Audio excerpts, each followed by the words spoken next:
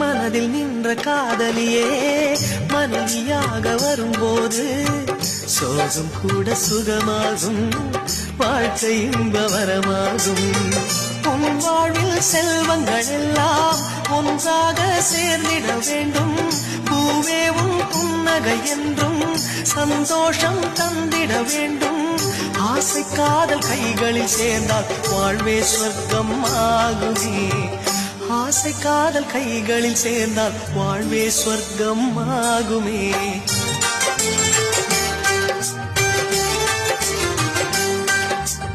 ஆனந்தம் ஆனந்தம் பாடும் மனமாசையின் ஊஞ்சலில் ஆடும்.